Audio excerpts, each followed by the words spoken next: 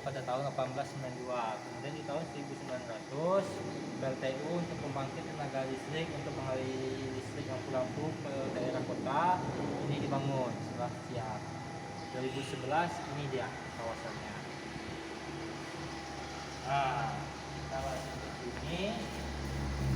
Di sini kita bisa lihat kawasan di Museum Budaya Ransum. Setiap bangunannya itu punya fungsi yang berbeda.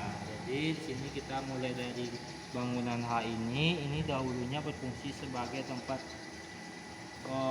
rumah jagal. Ini tempat pemotongan hewan di sini. Jadi kebutuhan memasak daging-daging dipotong di sini, kemudian dibawa ke dapur. Bangunan A ini berfungsi sebagai dapur, tempat memasak. Nah, di sini para pekerja memasaknya di sini. Sedangkan untuk sumber dayanya untuk memasak dulu menggunakan uap panas, tidak menggunakan api. Jadi uap panas itu bersumber dari bangunan B, gedung B. Gedung B ini tungku pembakarannya. Kemudian yang C ada tungku cadangannya. Kemudian yang B ini, yang C ini berfungsi tungku cadangan. Apabila ini rusak, nanti yang digunakan yang C. Sedangkan yang I yang musola saat ini dibangun dahulunya itu tempat rumah rawat.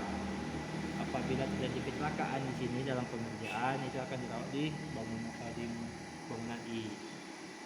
Kemudian yang D itu dahulunya sebagai pabrik es, itu tempat penyimpan bahan makanan pendingin. Itu sekarang kita fungsikan sebagai tempat Sekretariat Warisan Dunia dan Malaka. Kemudian yang E dulu tempat penyimpanan bahan makanan kering basah. Kemudian F itu bangunan baru. F itu sekarang kita fungsikan sebagai tempat ruang koleksi.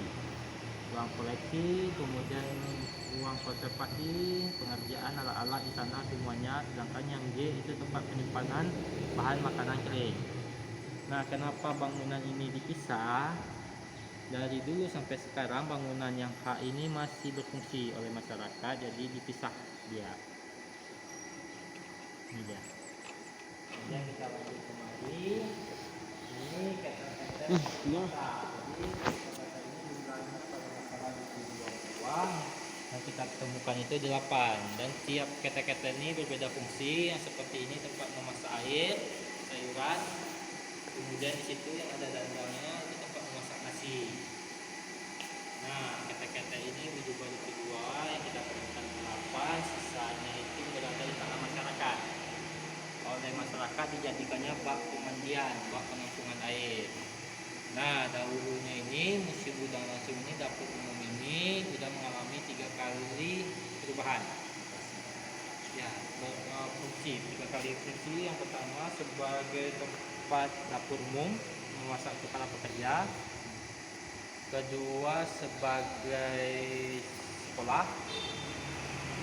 Kemudian perkantoran. Kelima baru hunian warga para pekerja tambang. Waktu 2005 ini masih menjadi hunian warga, mau dibuat jadi museum, warga-warga tersebut dipindahkan. Nah, oleh warga ini dibawa. Beberapa benda-benda dapur umum itu ada yang dibawa oleh masyarakat. Nah, kemudian ini, sedangkan ini fungsinya tempat penggorengannya. Ini koleksinya ini replika, ini tidak kita temukan aslinya lagi. Dari informasi dari masyarakat yang pernah bekerja, dahulunya ini lebih besar. Kalau yang ini menggunakan api langsung, tidak menggunakan uap. Sistem kerjanya seperti ini.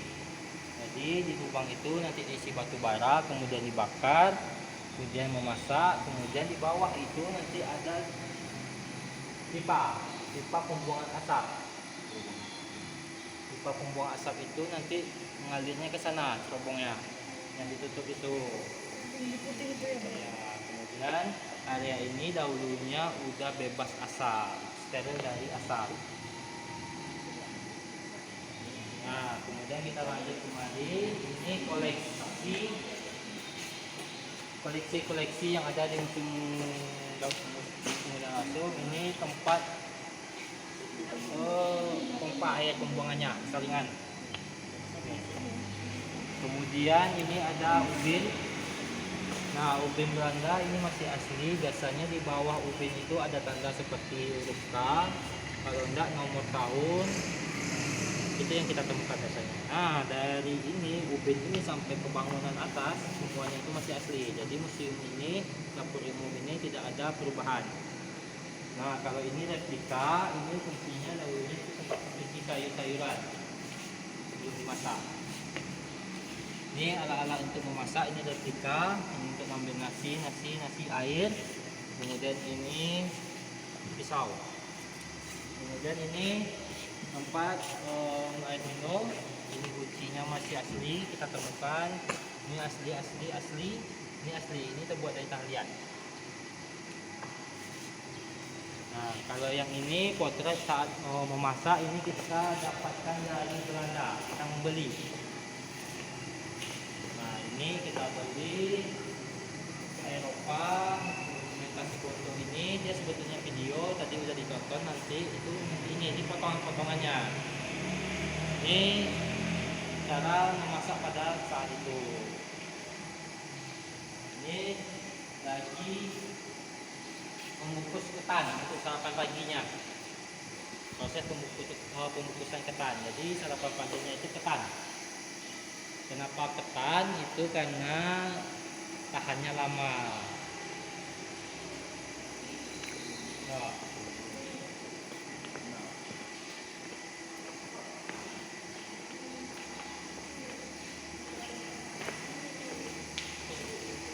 Nah, kalau yang ini potret lagi memasak, yang kita dapatkan dari fotonya itu dari Arsip Nasional ANRI. Nah, anak-anak kecil ini membantu memasak, mengupas bawang, mengupas ubi, itu nanti diberikan upahnya itu berupa makanan. Nah, kalau yang ini baju untuk mandor. Baju ini replika, tidak kita temukan, jadi kita sesuaikan dengan foto yang ada. Kemudian ini alat-alat untuk memasak, keranjang-keranjangnya, padukan, tempat apanya kita replika, nggak ada kita temukan. Ini baju koki, ini replika juga. Kemudian ini keramik, ini asli. Keramik ini asli. Fungsinya itu tempat makanan untuk hidangan. Nah, ini yang dari kita beberapa sumber ada yang mengatakan ini dari Belanda, bukan dari Cina. Kita lanjut ke sini. Nah, ini ada foto penemu batu bara, namanya William Henry Tigrave. William Henry Tigrave ini salah satu tokoh penemu batu bara yang ada di Seminto. Nah, ini dia lahir di tahun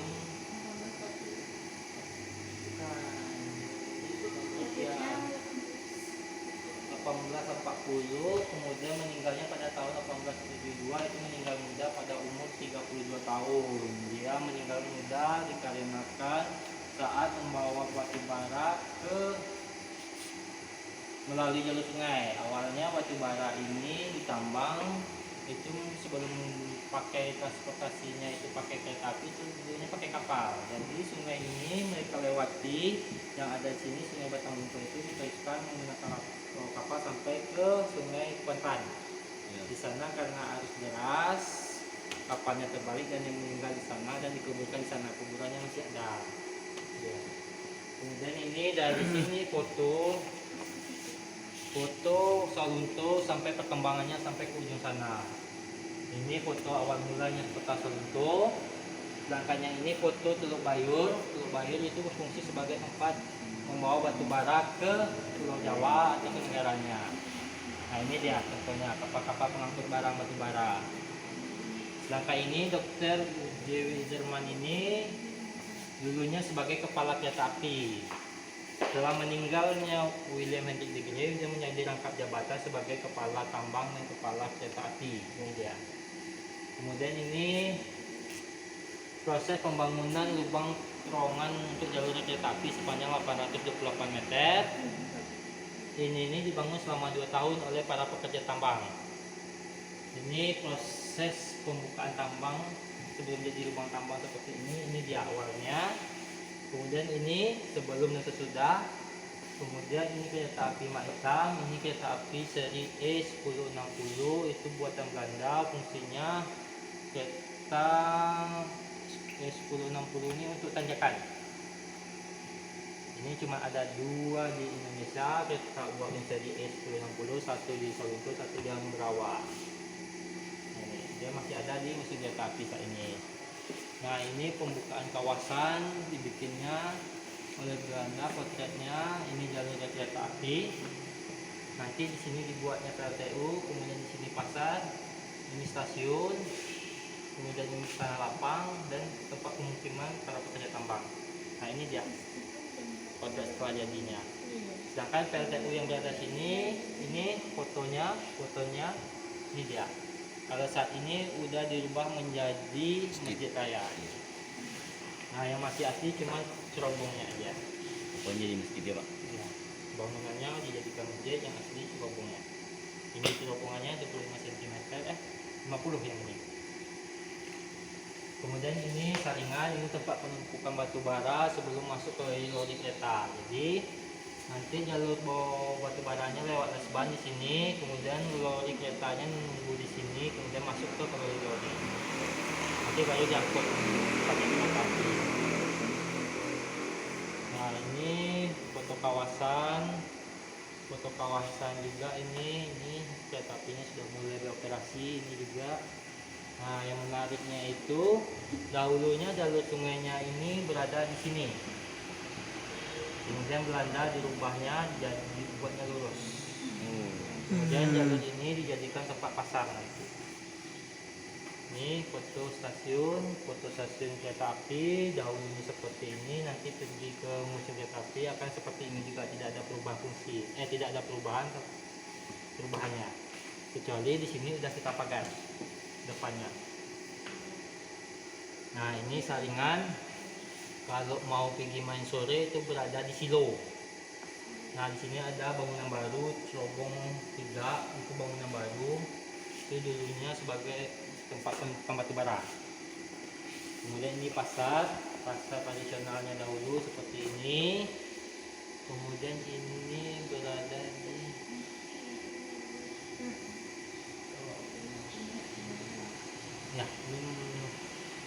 ini dia kawasan pasarnya dulu. Ini sebelum jembatan jembatan di depan pasar. Fotonya ini tepi rel. Ini pasar remaja, dulunya kampung Tionghoa. Nah, sekarang masih ada juga, cuma berapa kakak tinggal lagi. Nah, ini kawasan penambangan. Ini juga perumahan karyawan PT Kereta Api. Oh, kalau ini kasih baru nih. Kasih baru kereta di Kampung Celeng. Ini yang tadi, ini tanah lapang dahulunya. Dulu jadi lapang bola, ini dia. Ini dulunya kawasan penambangan. Kalau yang ini jembatan, ada yang tahu nih jembatannya di mana? Ini jembatan di depan Lapseng. Di sini Bangun Nagari. Belok ke kanan, baru ketemu ini. Nah, foto kantor mobilnya, kantor PTBA dahulunya seperti ini pada tahun 1916 dibangun. Ini saat ini udah udah 1 tahun lebih masih seperti ini juga. Dahulunya warna catnya yang berubah-ubah. Udah berapa kali perubahan, kemudian saat ini dikembalikan ke warna asalnya putih hitam. Nah, ini di depan Hotel Ombilin, ini dulunya ada GPK, Gedung Pusat Kebudayaan. Dulunya berfungsi sebagai tempat pestanya orang Belanda. Nah, di sini ada yang menariknya, itu ada tulisan Société Auf. Nanti bisa dicari apa artinya, maksud dari Good Auf itu. Kemudian ini koperasi. Koperasi ini dulu berfungsi sebagai tempat para pekerja orang Belanda mengambil makanan. Berbeda ya. Koperasi ini khusus orang Belanda, nanti para pekerja kita di sini makannya. Ini PLTU Salak. Jadi Sorunto itu ada 2 PLTU pembangkit tenaga listriknya, satu di Salak, satu di Sorunto. Yang di Sorunto dijadikan tempat masjid raya, kemudian di sela itu dijadikan udah kebakar bangunannya. Ini simpang Kampung Tionghoa tadi, koperasi. Ini kemudian MTC. Nah, ini rumah tahanan orang rantai. Sekarang jadi balai diklat tambang bawah tanah, kemudian penjaranya ada di belakang ini. Itu rencananya mau dijadikan kalau nggak salah museum orang rantai. Kalau nggak salah ya. Kemudian ini simpang 3 Lapsek tadi. Nah, kemudian ini rumah dinas Presiden Wali Kota, dahulunya tempat sekolah. Rumah wali kota dulunya di tempat sekolah, sekarang jadi rumah kota. Dulunya di rumah wali kota itu sekolah. Nah, kemudian ini rumah sakit umum daerah Kota Sobunto. Ini dulu rumah sakit terbesar di Sumatera Tengah. Jadi pembagiannya itu Sumatera itu beberapa bagian, bang udah lupa, tapi ada Sumatera Tengah. Itu Sumatera Tengah itu meliputi Sumbar, Riau, Jambi, kalau nggak salah. Ini lapangan tenis, tempat olahraga masih ada sampai saat ini. Ini lagi merayakan ulang tahun ratunya. Kemudian ini di belakang Hotel Umbilin itu ada yang rumah ya, hotel dulu. Ini masjid pertama, ini foto kawasannya, foto dari atas juga kawasan. Ini menariknya, ini ada masjid pertama, kemudian ada Santa Lucia, ini tempat sekolah. Kemudian ini ada gereja di Selunto itu, yang tertuanya itu gereja ST Barbara, ini dia di tikungannya itu. Kemudian satu lagi ini untuk Katolik, yang Protestannya di Gang 1. Jadi kalau nggak salah itu gerejanya itu tempat sembahyang orang sekitar Solo, Junjung, Batu Sangkar, kemari nih biasanya pergi sembahyang ke Kota Selunto. Nah, ini batu nisan. Jadi ceritanya batu nisan ini adalah batu nisan para pekerja tambang. Nah, dahulunya sebelum untuk menghemat biaya dalam penambangan, Belanda itu mendatangkan para tahanan ke Kota Selunto dari berbagai daerah, Pulau Jawa, Bugis, dari Sumatera Utara. Kemudian tiba di sini, mereka dikasih tanda nomor di bagian lengan sama punggung. Itu menggantikan menjadi nomor identitas mereka. Jadi mereka dipanggil bukan sebagai nama tapi pakai nomor. Setelah meninggal, mereka dibuatkan batu nisan yang ada di tubuh mereka. Nomor terkecilnya kita temukan 17, nomor terbesarnya kalau nggak salah sampai 6 ribuan. Itu banyak kita tempuh di belakang sana. Jadi penemuannya ini ditemukan oleh masyarakat dijadikannya sebagai tangga rumah dan pagar rumah. Setelah kita sosialisasi kepada masyarakat, mereka mulai menyerahkan ganti rugi. Ya. Kemudian ini penambangan di dalam proses penambangan, foto proses penambangan di dalam tambang. Jadi penambangan itu ada dua cara, tambang dalam dan tambang luar. Nah, ini tambang dalam, prosesnya seperti ini. Saat itu mereka dimandori, kemudian tidak dibekali dengan safety. Jadi mereka bekerja tanpa safety, tanpa helm, kemudian alas kaki. Nah, mereka pakai kaki ayam itu. Yang putih-putih itu, nah, yang kakinya yang putih-putih itu lecet saat mengerjakan tambang. Itu Ya, itu mandornya oleh orang Belanda, yang pakai baju putih di ujung sana juga dimandori oleh ini. Nah, ini alat-alatnya, skopnya.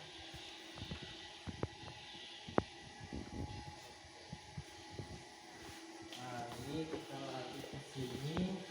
Oh ya, ini belum lagi ya. Kalau yang ini model bekas.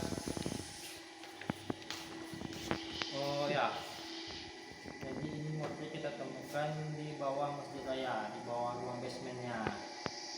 Nah, ini masih dalam tahap penelitian. Ini kapan ditemukannya? Diperkirakan ini ditemukannya saat pendudukan Jepang. Jadi setelah Belanda, Jepang masuk ke Indonesia, mereka menduduki daerah-daerah pertambangan, sumber daya alam. Mungkin ini nih, ini masih dalam kajian juga kalau nggak salah. Nah, lanjut ke sini. Ini makanan yang diberikan oleh pekerja tambang. Ada daging, ikan, sama telur. Dalam 1 minggu itu mereka diberi makanan dengan porsi makanan yang berbeda. Kadang ada telur, ikan, dan daging. Kering ya. Ya, ikan asin, ikan. Kemudian ini juga ada apa namanya nih? Miniatur apa? Koleksi. Replika makanan. Ini bahan-bahan makanan yang digunakan pada saat dapur umum ini beroperasi. Sedangkan yang roti itu berbeda, itu untuk orang Belanda nantinya. Ini dia sayurannya.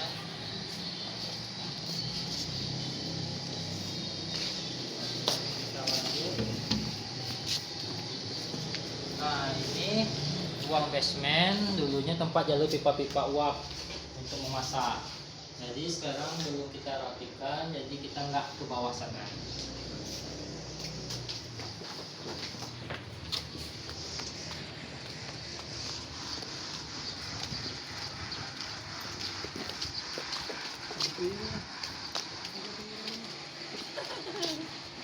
Apa katanya? Nah, ini tungku pembakarannya.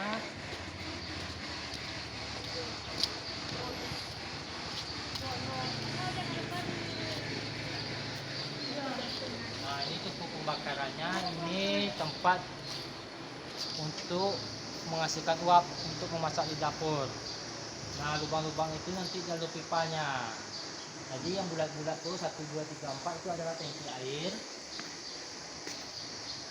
Kemudian 1894 itu dibuatnya. Kemudian Rohedam Castle Pabrik itu nama pabriknya. Ini nomor serinya, patennya. Nah, kalau ibu bapak mau lihat prosesnya, kita ke dalam. Proses pembuatan. Proses uap. Nah, ini batu baranya ditumpuk di sini, kemudian dibakar. Setelah dibakar, yang dipanaskannya itu adalah tangki air. Tangki air nanti kalau dipanaskan menghasilkan uap. Uap itu disalurkan ke pipa-pipa uap. Pipa-pipa itu kemudian disalurkan ke dapur. Jadi memasak ketel-ketel tadi yang besar-besar itu menggunakan uap ini. Ini dia, ada 1, 2, kemudian 3 ini belakang.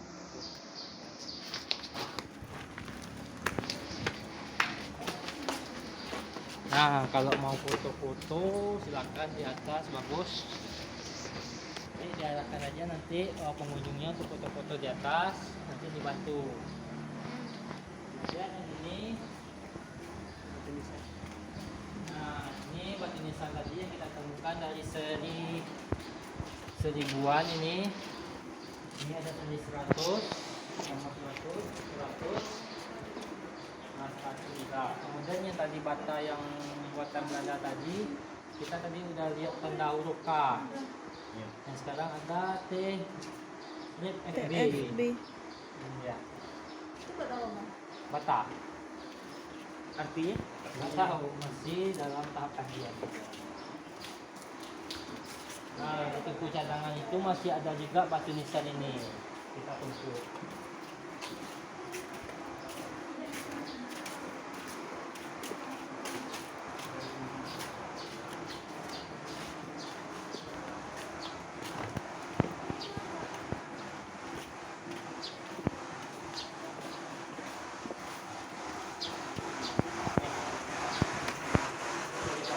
Hanya kita temukan, ini kita tumpuk di sini.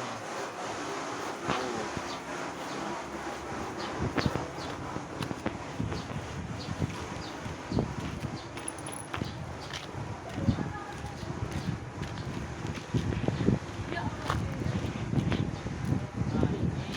Nggak dibuka ya, Bang?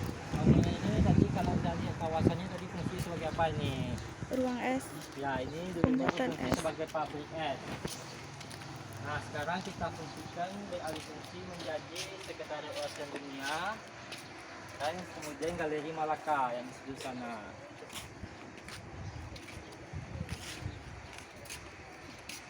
Nah, kita lanjut ke sini lagi. Katanya nggak dikunci tuh. Nggak dikunci.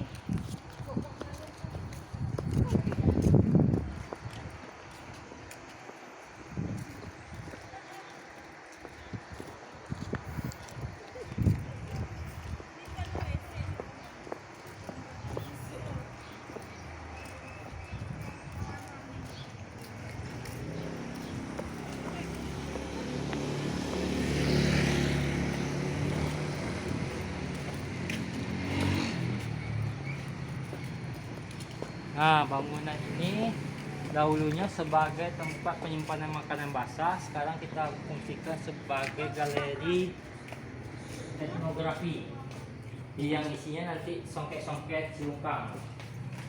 Nah, ini ada songket kerajinan Silungkang. Nah, songket ini dahulunya dipakai oleh petinggi-petinggi kaum, oleh orang Minangkabau.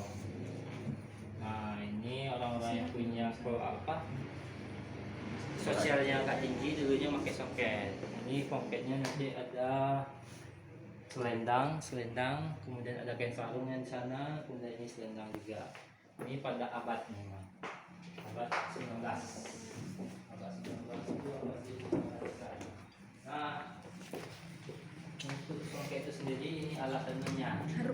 Jadi penyebaran kepandaian menenun. Jadi songket itu hasil kalau nggak salah. Jadi sebetulnya ini menenun. Hasil dari tenunan itu namanya songket.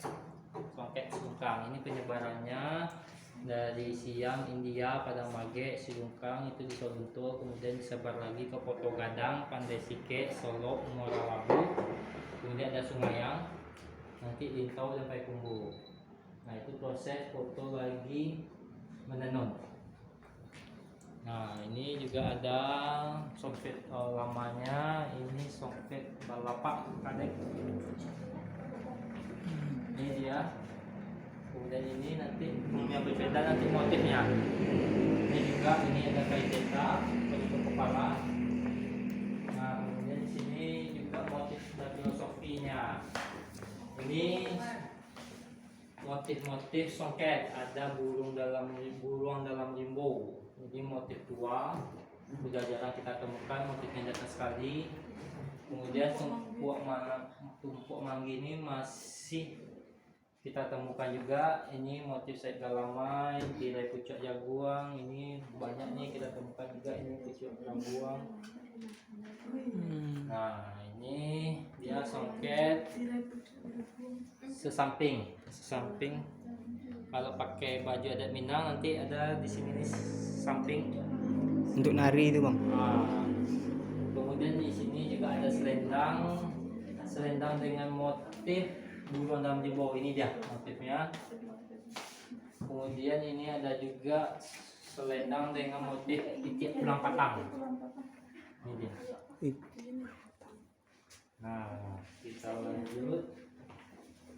Nah, karena Solunto itu terkenal dengan songketnya, setiap tahunnya Solunto mengadakan festival Solunto Siska, namanya Solunto International Songket Silungkang Karnaval. Ini dia, ini udah menyabet 2 rekor muri. Rekor muri pertamanya itu songket terpanjang yang dibawa oleh 10 bundur kanduang. Jadi di Solunto itu ada 10 kenegarian. Nah, ini 10 bundur kanduang ya. 1, 2, 3, 4, 5, 6, 7, 8, 9, 10. Itu terpanjang se-Indonesia rekor muriannya. Kemudian yang masuk rekor muri pemakaian songket terbanyak. Ini dia. Ini setiap bulan Oktober acaranya itu, kalau udah acaranya ramai nih. Bisa datang kemari itu, lihat songketnya, terhafalnya.